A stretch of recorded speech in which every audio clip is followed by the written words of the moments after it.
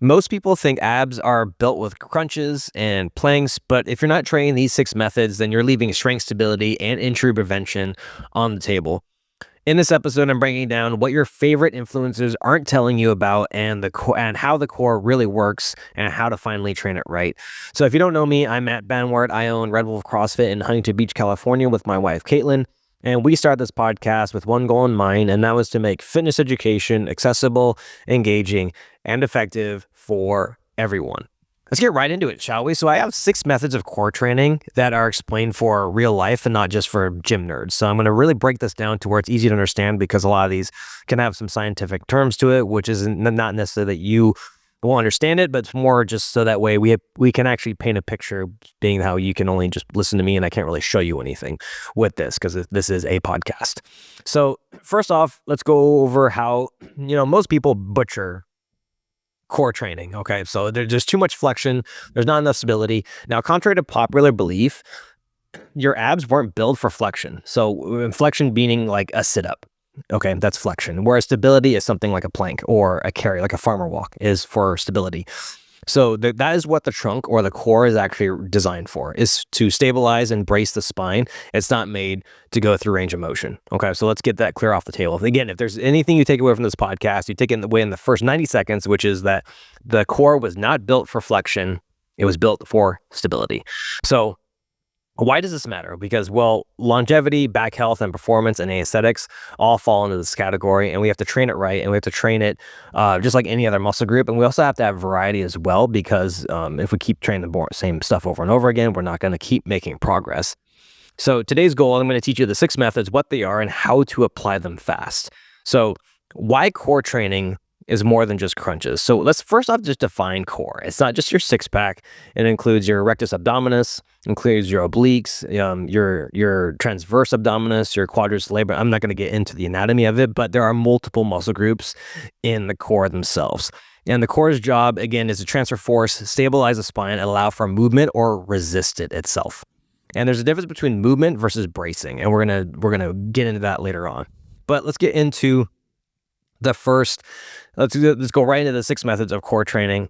So first off is flexion. So this is sit-ups. Okay, so the main target here, muscle group, is the rectus abdominis. Okay, so what you think the abs are, that's what you can see.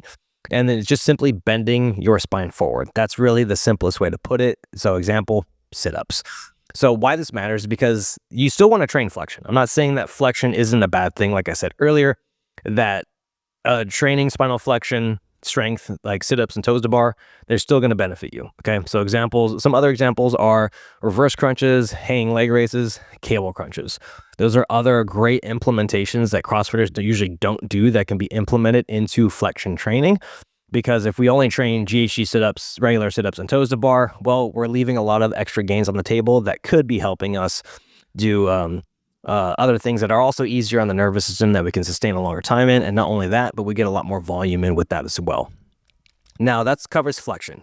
Now we're going to get into anti-extension. Okay, so what this is resisting arching of the lower back. Now this is really important for, it keeps your spine safe under load, and you have to think like planks done right, okay? And then this is going to protect your back from doing also heavy deadlifts or squats, things like that, anything where the spine really is loaded.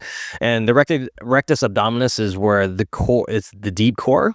That's the main target area of this muscle group. And so some good example of this, of things you can do to train anti-extension, is to do weighted planks. Dead bugs are great, even though they don't look great. They are a very underrated exercise. Probably the most underrated exercise is dead bugs. And then a stability ball, where you do kind of like stir the pot, okay? But I really prefer the first two, which is weighted planks and dead bugs for working anti-extension. Very good for core work. The third one is lateral flexion. So what this is side bending through the torso. Okay, so think, you have a kettlebell in your hand, you're doing side bends. So this targets the obliques. And why this matters is it helps side-to-side movements, balance, and strength. Okay, so some examples of this would be like, side plank hip dips, or just side planks in general, dumbbell side bends, kettlebell side bends, whatever. Those are all really good exercises to implement as well. That's going to help your core strength.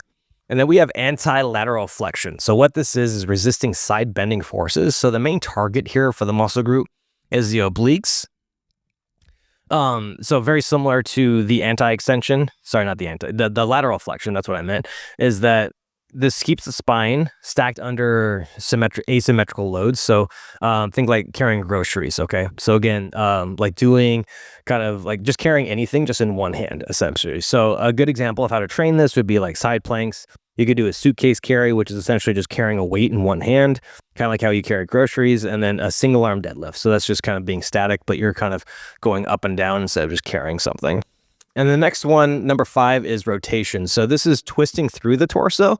And again, the main target here is the obliques. And why this matters is that rotational strength equals athleticism, and you can transfer to both sports and life. So examples is like a med ball rotational throw, cable wood chop, landmine press, or even landmine Russian twists, things like that, or Russian twists in general. Is that this is really helps with any kind of sport where there's a lot of twisting involved. So think like baseball, soccer, tennis, football, all these things that really important to have rotation in there. And again, that's something that a lot of CrossFitters don't do. So a lot of CrossFitters, what we do is we do a lot of hip opening, hip closing, ground to overhead. So a lot of bending. It's a lot of up and down, and even squats fall into that same pattern, even though it's not really a hinging movement. It's a squatting movement, but there's a lot of up and down when it comes to CrossFit. When you think of movement patterns, not a lot of twisting in CrossFit or turning or lateral movement in CrossFit. It's all very, it's what we call through the sagittal plane. So just very up and down. And then finally, we have our last one. Which one? Oh, we're on number 6 already. So we're on anti-rotation. So this is resisting the twisting rotation. So this is the opposite of rotation, obviously, hence the name anti-rotation. And the target here is the obliques, the deep core. And why this matters is it prevents injuries and strengthens isometric stability. So this is where we actually really brace hard. And, right here, a good example of this is like a single arm plank, a Pallof press, or any kind of isometric hold in general, which is very helpful for these. So the core question is which one of these should you train? Okay, so now we just gave you a big overview on all 6 and how to train it. So again, we could probably just stop there. You can just move on with your day because now you have all the information, but which one should you train? So movement-based flexion. First one is movement-based. So we have flexion, lateral flexion, and rotation. So this improves mobility, hypertrophy, which just means muscle size, and also dynamic strength. And then we also have bracing-based, which is anti-extension, anti-lateral flexion, anti-rotation. This improves stability, stiffness, injury resilience, and isometric strength.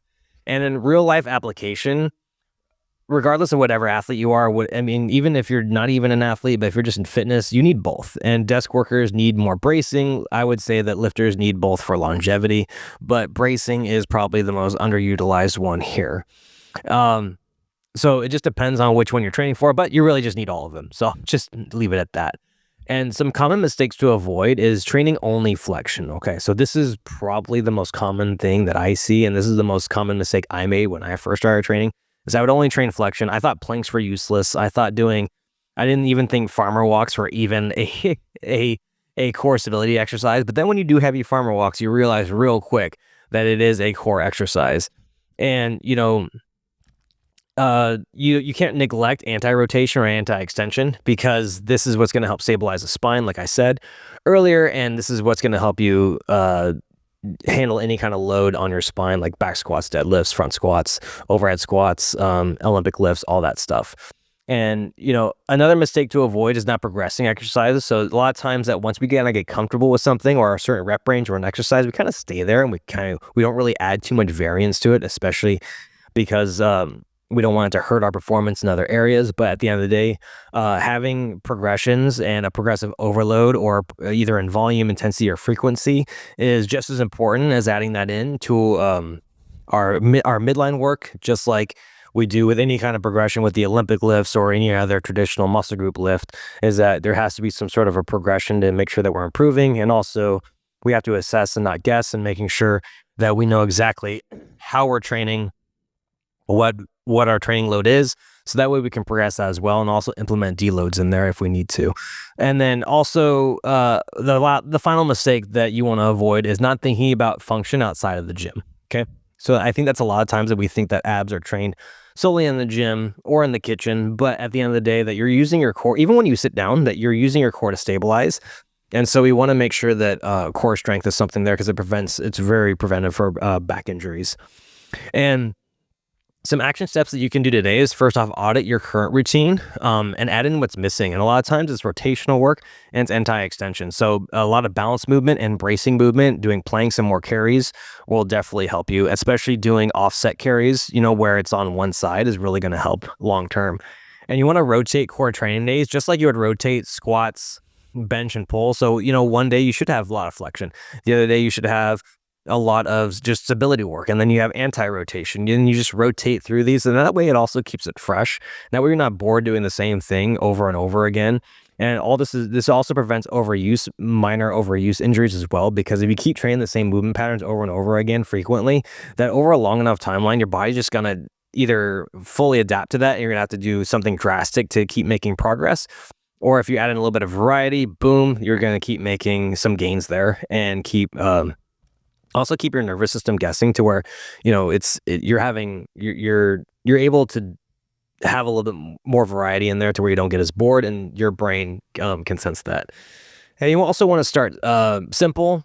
You want to progress slow, and you want to have consistent wins. So you can't just go out right off the bat and do something ridiculous and just crush yourself with something new. You want to start off small. Start off with something bite-sized that you can actually get through, and then go from there. And again, this is going to vary per person, but depending on how your core strength is. So if you're someone like that and you're not sure where to start, then I highly recommend you hire a coach or have a coach help with you or work with you to figure out where you're currently at. And so that way they can take you to wherever you want to go.